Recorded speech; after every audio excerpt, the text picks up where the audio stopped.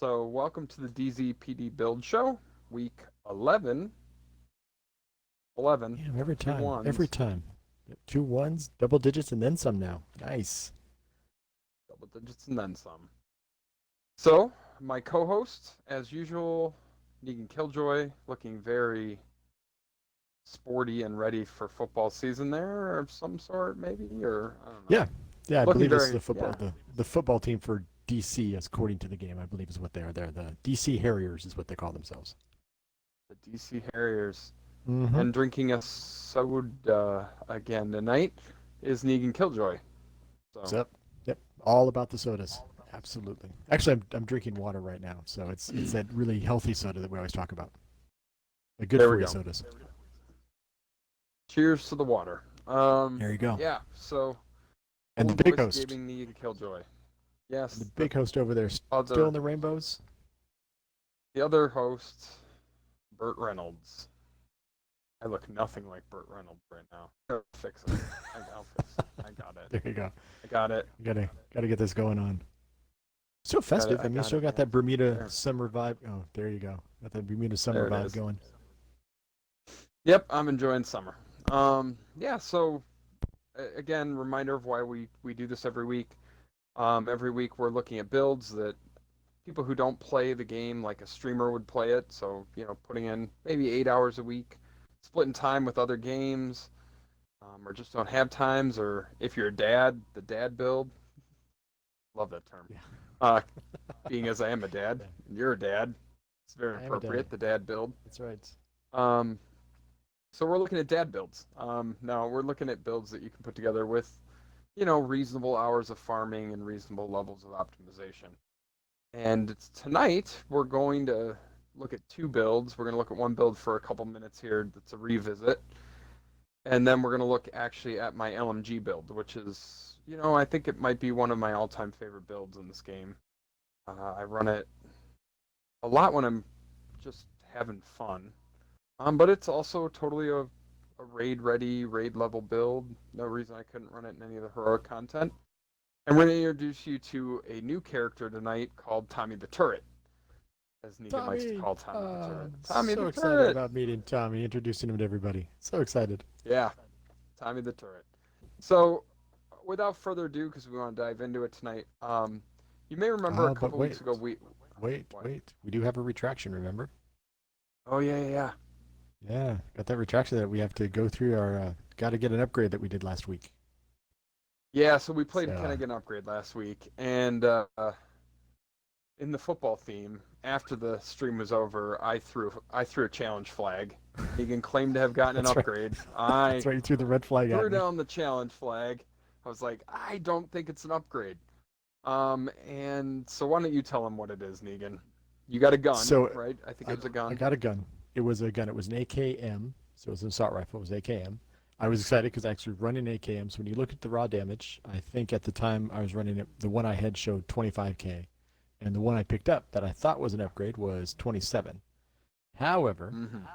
it had uh, a talent on it that apparently is measured, I believe, optimized. It's Or optimized. optimized? Optimized. Yep. Optimized. Yep. Yep, it had the Yep. optimized talent on it. And as Burt threw the challenge flag, and we were talking about it afterwards, he informed me that it actually calculates the total damage at the end of the magazine. So it's not really an upgrade. In fact, when I looked at it later, it ended up being it was a downgrade. So he won the Yeah. challenge. You got the little challenge flag. You kept your time out. You're good to go as far as that was. So didn't get an upgrade. I did keep my point that I got to bank because of the destructive piece that I can use Yes. later. So I did get that little push point, but I lost the actual Yeah. point. So Yes. So you did not get a real upgrade. no upgrade And on this side. you got to watch out for two talents that come on guns, Optimist and Measured, because when you have a gun that's laying on the ground or in a chest, it hasn't been picked up yet. The game looks at it as not having any ammo or being, basically on the last round of ammo. And both of those talents get additional damage at the end of the magazine. They do it in different ways, but they get additional damage at the end of the magazine. And so it will almost always look like an upgrade. and then you pick it up, and your guy loads it, and then you find out it's a terrible downgrade. And Exactly. then we And in blow the sad trombone. Yeah. we did. And there's also discussion that some people will actually roll that talent or roll something off that gun onto something else, and they lose a better rolled weapon in the process. So be aware. Just Yeah. little SGA right there from us. Yep. Careful on that one. That's super good advice. You don't Mhm. ever pick up something with Optimus. Think you've got a great roll. Go roll another talent onto it and not realize that when you picked it up, it actually got worse. So always check that one out. Very So disappointing. builds. We feature a Bloodsucker build that I threw together, like, I think on the show. I believe I put it together on the show. Pretty much. Pretty much. Yeah. So tonight we're going to go back and revisit because I put it together and it was very much a PvE focused build. And I said, hey, this is the PvP meta at the moment, or one of them. And, we wanted to take a look at a PvE version of it. And so I did. I put it together, the PvP version. Basically, what I had wrong in the PvE version is I had damage to elites on the mask. Um, and so I was on weapon damage on the backpack. And for PvP, obviously damage to elites is not important. So I removed that, got a different mask. Look at this. This bad boy's got a ton of health on it. And health, Nice. 19,000 health rolled on it. It's not horrible. Um, it's not horrible, no. And that 15% weapon damage that I picked up from that vendor chest, that's pretty sweet. Got devastating here, again adding to that weapon damage. Now, a couple things I'm going to call out that could be more optimized about this for PvP. I still do have some DTE on my knees, on my backpack. Now on the knees, I don't know that there's a better piece. I could put on patient's knees, but I doubt I'll be in cover much while PvPing. But I could if I wanted some extra incoming healing. Um, I don't know. I might. I don't think I don't. I'd have to look at it. I could possibly potentially. I don't have a pair of knees in here that has it, but I could potentially maybe roll cloaked onto a pair of healing knees that have patience because it's an active talent. So cloaked might be a nice choice there. Why? Um, Why is cloaked an option? What does it do again? when your armor breaks, it basically sends out an automatic pulse it's like a scrambler pulse. So people around you can't use skills. Which is pretty common in PvP. The people who are shooting you, they're dropping their heals and stuff like that. So if you can scramble that, you might get them outside of a heal and be able to finish them off a little bit faster, or at least put damage on them. Yes, absolutely. Yep. And up here, I would rather have hardened on the backpack, boost my armor up even higher, ideally. This is the one challenging thing about the game. So, we have normalized DZs, and we have the what is it called? I should know this, Occupied. but I know. Occupied Dark Zone. Occupied Dizzy. So I've rolled the weapon damage on the backpack and the chest and the gloves, which in the occupied DZ is great. If I go into a normalized DZ, it's going to really scale those down. So if I were the type of player who was always playing in the normalized DZ, what I'd actually want would be to not have rolled the weapon damage on this chest. I'd want to find one with a weapon damage roll on it, be it 5 or 6 or 7, whatever, and I'd actually want to roll the armor on this beast. And same goes for the backpack. I'd be farming probably for weeks just to find a backpack that has like weapon damage and not critical hit chance. And it wouldn't matter how low it was, I'd just leave it and roll something else. The reason for that is the things that have been rolled on your items when you go into the normalized DZ get normalized down, sometimes below where they started. So, like, let's say this backpack originally had a 4% weapon damage roll, and I go into the DZ, it might end up with like a 2% weapon damage. Possible. So, I would rather not have that happen. And I can show this to you by just turning on view normalized stats, right? So if I turn on the normalized stats, you can see my armor went down, my skill power stayed the same. Now when we come in here, look at that thing. 1.5% weapon damage. My chest piece, 5.5 from 15. My gloves, 3. Right? Not great. So if I had pieces that had higher rolls than that to start with, I would leave them alone. And I'd say, hey, this is just my PvP set. However, both of these pieces, actually all 3 of these pieces, are being used in other PvE builds of mine. So there's what happened. Anyway, I wanted to call that out. When you talk about PvP, are you talking about both normalized DZ and occupied? Do you run it? Can you run this in both, or is this primarily a occupied build? Because of the way I rolled things, I would probably be more apt to run this in the occupied. That said, even a poorly optimized one of these 3 11-7 builds will shred in the normalized DZ. So it's not a super easy build to put together, especially one that has these particular roles. And again, I could make the argument here. Yes, if I could put cloaked on the knees, that would be strong. If I could put hardened on the backpack, that would also be strong. But you also do fight PvE in the Dark Zone, so having the damage to elites is helpful. You'd hate to die to the enemies, the NPCs in there. That would suck because you can't kill them. So I don't know. You take it for what it is. It's not horrible. It could be better, but it's still good. And even a not optimized one of these builds is going to destroy people, especially as we talked about last time. Anyone who runs clutch is in for a world of hurt because they're just going to constantly feed me health and armor. So yeah, it'd be bad for them.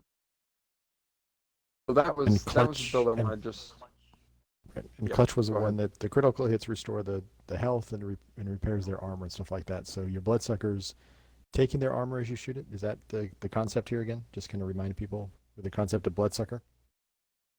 Yeah. So every critical hit, it's going to heal them for a certain amount of. I have a pair of clutch gloves. 20%.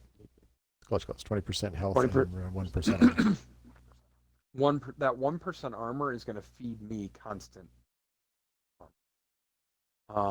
Because they're getting back 1%, but the way Bloodsucker works, it's giving me back 20%, 25% of my armor for 10 seconds. Nice. Max stack is sick. So they're constantly getting just a little bit armor back, meaning they're bobbling back and forth between none and 1, none and 1, none and 1, which just gives them constantly 25%. Which is huge. It's messed up. I'm not gonna lie. It's a little messed up. I have tested this on people. It does do a lot of clutch. So there's that. And I just want to quickly show that build off because I wanted to, we had talked about the PvP version of it, and that's really the difference. You're just not going to want DTE. I mean, I don't even know.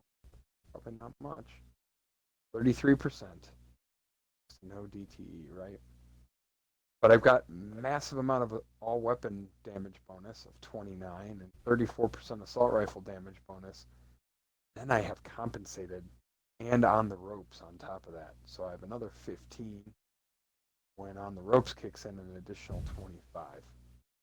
And when the other thing is, and I'm stacking spotter. So my spotter's on a cooldown lower than the duration. So there are periods of time where I'm stacking an additional 20% plus 25% plus the 15%, plus all the damage I actually have here. You can see how that gets nasty in the normalized DZ, or not the normalized, the occupied DZ, right? Yep. I mean, it's a lot of damage.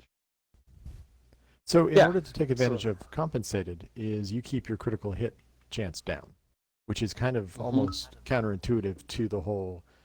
Historically, PvP, you want your critical hit chance to be pretty high because you want to be able to put crit hits on the players. But with compensated, you keep that low on purpose because you get the 15% boost in weapon damage just right off the top. which So is more beneficial. I think a lot of the crit chance, crit damage discussion is a carryover from actually Division 1, where crit was Okay. the strongest against players, right? It was always super strong against other players. In the Division 2, the strongest thing against other players is actually weapon damage, raw damage. Because one of the things they did to adjust the DZs for Div 2 is there's a flat, I think it's 20% crit chance negative against you the second you walk in the door. So if you have 20% crit chance when you walk in the door, you have 0. If you have 50, you have 30. So they've nerfed the crit chance in PvP overall, like flat. And so unless you have a ridiculous amount of crit chance, like you're capped at 60, you're still only going to get 40%. It still means more times than not you're not going to hit with a critical hit. That's right. But raw weapon damage is every bullet every time, right? So stacking that up, and especially being able to stack a series of buffs, because again, I mean, I walk in, somebody looks at me the wrong way in the ODZ, I nail the pulse, I drop my heal at my feet, I got a really strong heal. You know, my heal's good for 145,000 health or armor or whatever, super strong heal. Pop that heal at my feet and start gunning for him. I've got the 20, the 25. Those stack up for handful of seconds of overlap. Put down the ropes and the spotter. Got the 15 from the compensated. I've got the 29% all weapon. I've got the 34% assault rifle. I mean, already right there, right? We're well over 60% just from my raw weapon damage here. So you add up those buffs, Negan. I mean, we're over 100% weapon damage pretty quick. And so if you've got a well rolled gun, and you're going to want to run Optimist, so Optimist adds whatever it is, 33, yeah, it adds 30% by the last round, which averaged out is 13.5% additional weapon damage there. It's good night pretty quick. Yeah, it's good night. Numbers getting pretty high right there, so that's good to know. The raw weapon damage is the way to go in PvP now. So there you go. Yes. It's your Bloodsucker build. 311-7 Bloodsucker build right there. And there's still places you said you could tweak it too as well, so it's not fully optimized, but it's still a pretty good build. It still does some damage, still does some work for you. Yeah, and again, I'm always looking out for pieces to improve it. We'll see. I don't PvP a lot, so it's one of those builds like you'll notice I don't even have it. It's not even in a loadout. I just have it in my backpack with me in case I decide to go into the dark zone. But in general, I don't go in there a lot, so whatever. So the next build I'm going to show you tonight, and this is the one we'll show you, and then we'll play test it. And we got to be quick because we're late long, but this is the LMG build in question. I call it an LMG build. I call it an LMG build because it has a Petrov chest, which gives you 10% additional LMG. And my mods in this one are a little bit more LMG focused. I only have one red mod though. Now wait a minute. You call it an LMG build because it's actually an LMG build? It's crazy, Burt. It's crazy, man. Getting out of control, buddy. So you notice I'm running my normal set of guns, and again I'm running the Liberty because the Liberty's awesome, and I'm running my normal set of guns. So G4 I'm running this optimized, unhinged, optimized 60, sitting at 37.9k damage.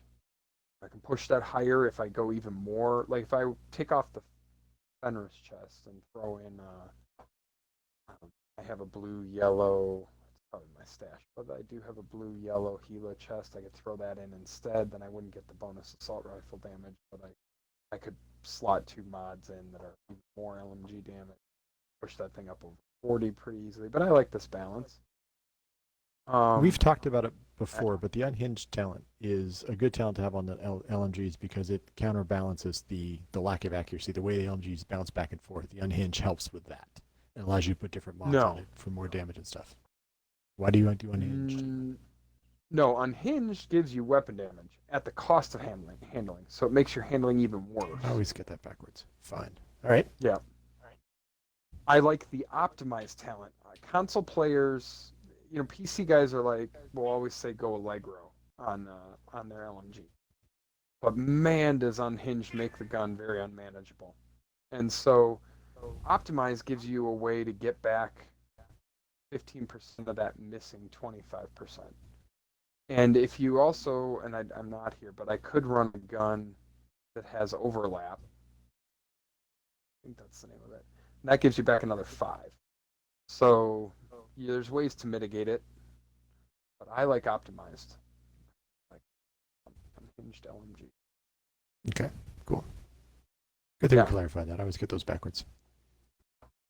It's cool, man. There's too many talents, and they're too confusing. And we've discussed it before. There's too much loot. There's too much RNG. It's a lot.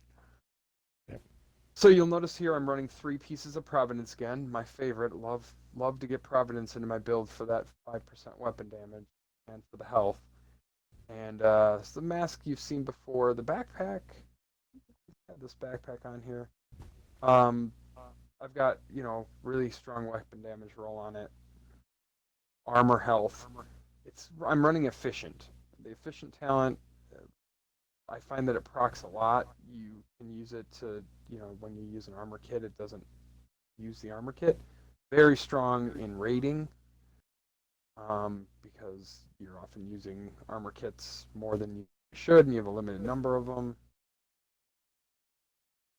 The Petrov chest, you'll notice, has skill power, weapon damage. Now you see here, I have a 15% weapon damage chest that I could use on this, but you'll see I've still got 13, which is confusing, right? Stat economy says that the max I can put onto this is 13.5. And I don't feel like burning a 14 or 15% weapon damage chest piece to get 0.5% more damage. So there's that. But yeah, stat economy. If you look at the rolls on this particular chest are very strong. Got good skill power roll, not great, but it's not bad. Somewhat medium armor roll, really strong health roll, and unstoppable force and a mod slot. So that's a lot. And we've talked about that with Petrov. It's a lot of stats, so the stat economy is pretty poor. And in this particular case, very poor. But these rolls for a Petrov piece are very good. That makes sense. Yep. Now, as you talk about this, I notice, and we mentioned time of the turret. So for that aspect of it, you do look for some skill power, because necessarily for a damage build, you've talked about it before. You can do both. You can do skill power and damage, but in this one, it looks like you're rolling some pieces with skill power because of Tommy the Turret. To some extent. Yes. So in this particular case, right, Petrov's always going to drop with the yellow, I think. Know that, but I think it always does. I think it's always going to be, it could be red, blue, yellow, blue, yellow, red, yellow, but I think it always has a yellow on the chest piece. And so I already have some skill power here, right?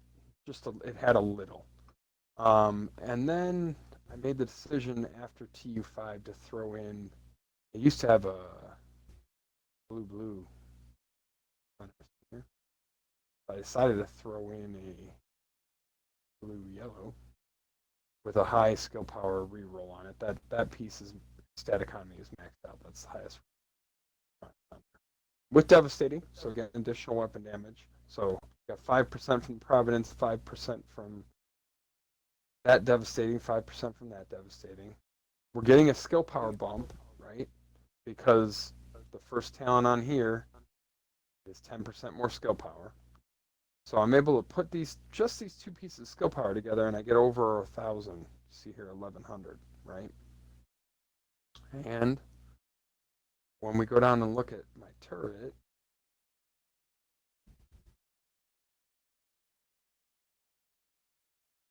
Yeah, skill power on your turrets right there is 2,200. The way it is right now. right. I forget how I had this stack.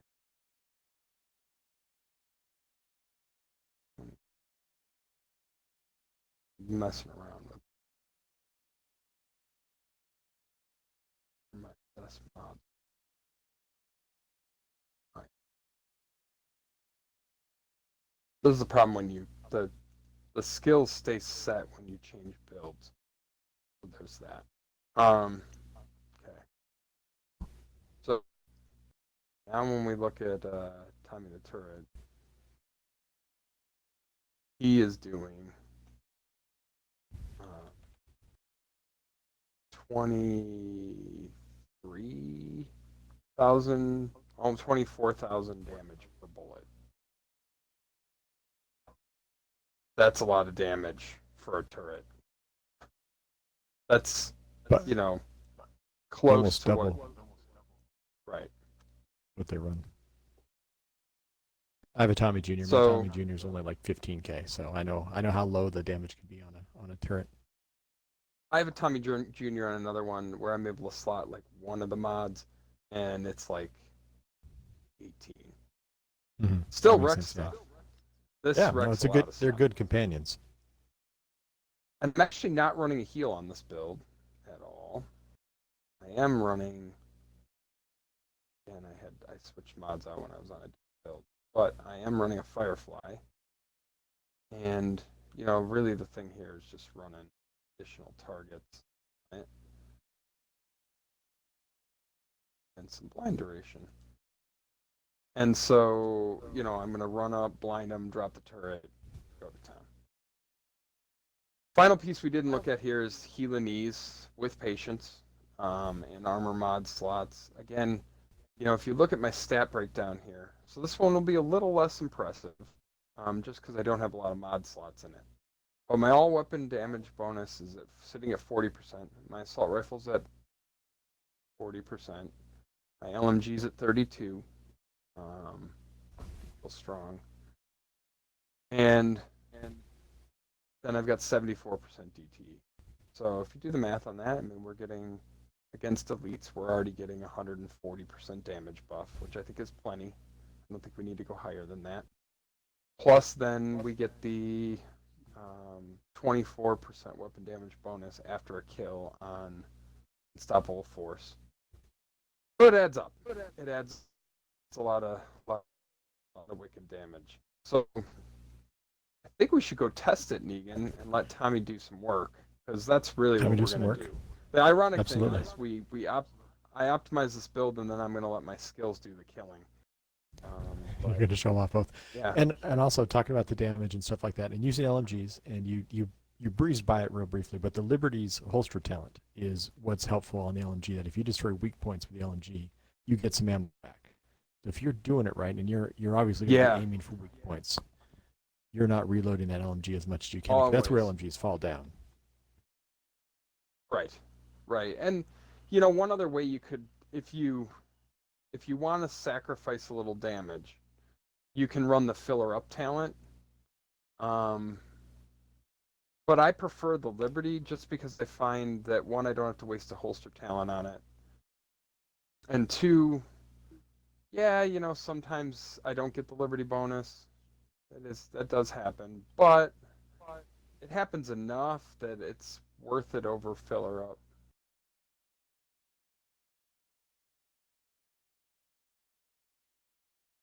And Tommy's out.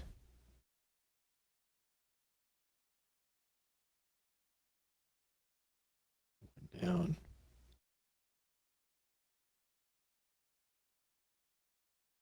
Yeah, look at Tommy do work on you for you. I like it.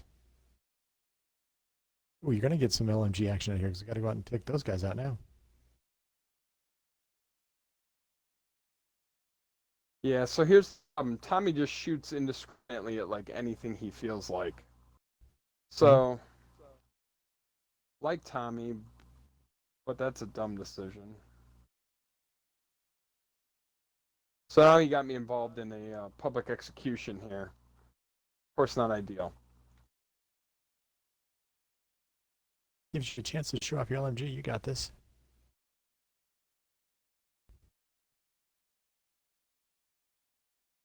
Well, the ironic part is, Negan, I wanted to let Tommy do all the work. Oh, all the work. Gotcha. Now I'm gonna actually have to. I thought it'd be fun everything.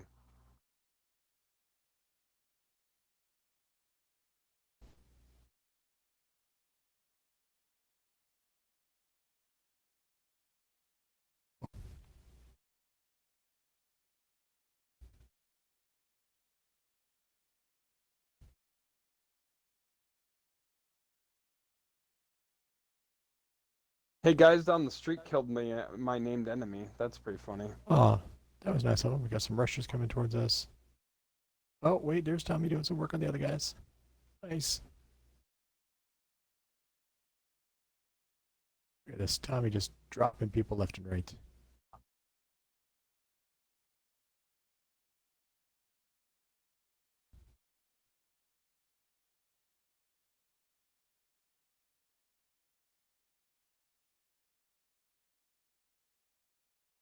Yeah, it's strong, man.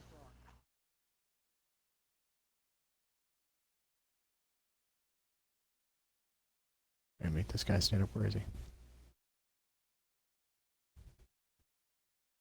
He's got some range on it too. Yeah, it's funny to watch those bullets come roaring down the street, right?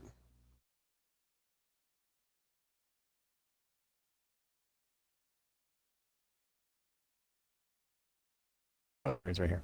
There's a bad guy.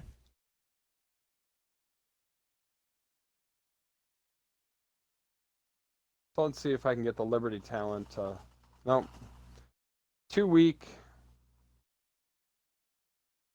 So even when they're down, I thought people had discussed or we talked that you can still, even when they're down, proc talents like that if you hit their weak point in time. That's not the case with Liberty. You can. No, yes, you can. You absolutely can. So something to keep in mind as you're kind of gaming the system. So if you fall down before you get the weak point, shoot the weak point when they're down, you still get the talent proc. So that's always a good thing too. So this is going very badly because I can't find my way in there to. They're probably stuck inside. I don't know if they're gonna. Oh, it's around this side, I suppose. There you go. Oh, yeah.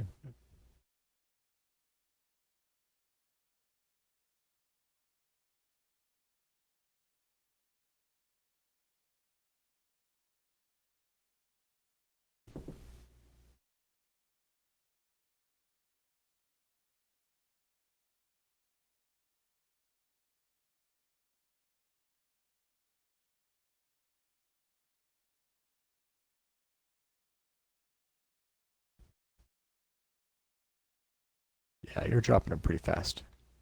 Tommy's like a bonus for you. Tommy's all bonus. He's all bonus All for bonus. me. Yes.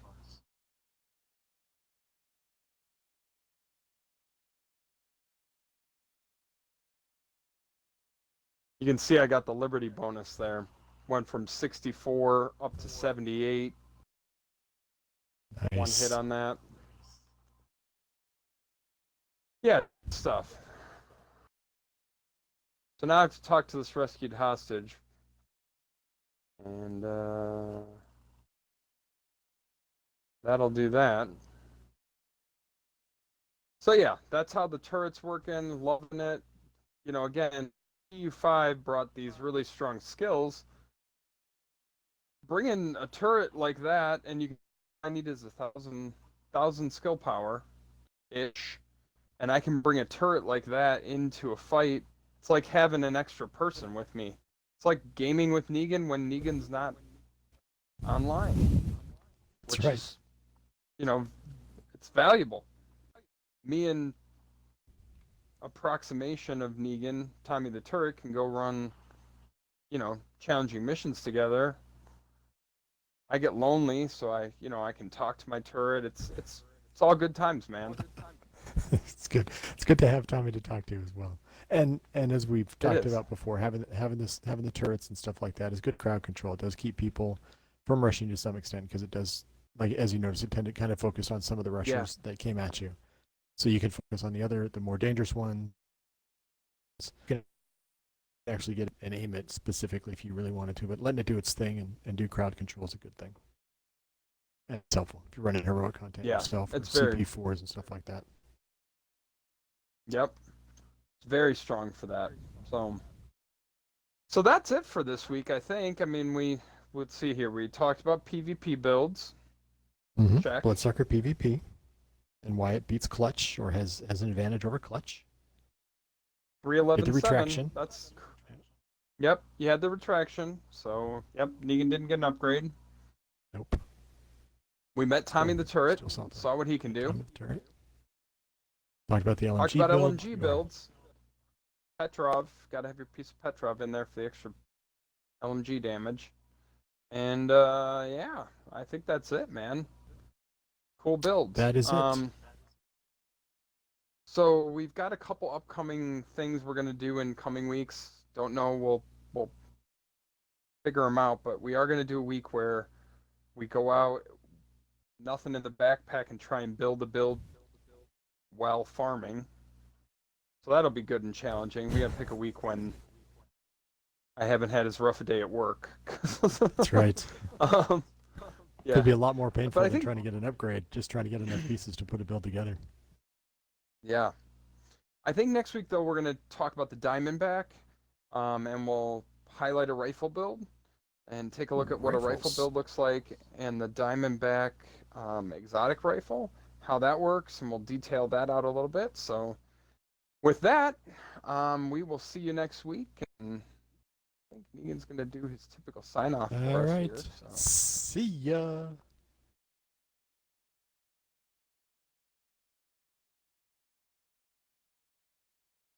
Cool. I think that puts us offline. Yeah. Yep. Actually, Cool. I wasn't too far over. Got all that covered. Probably, I mean, a little bit over, but not too far. Right.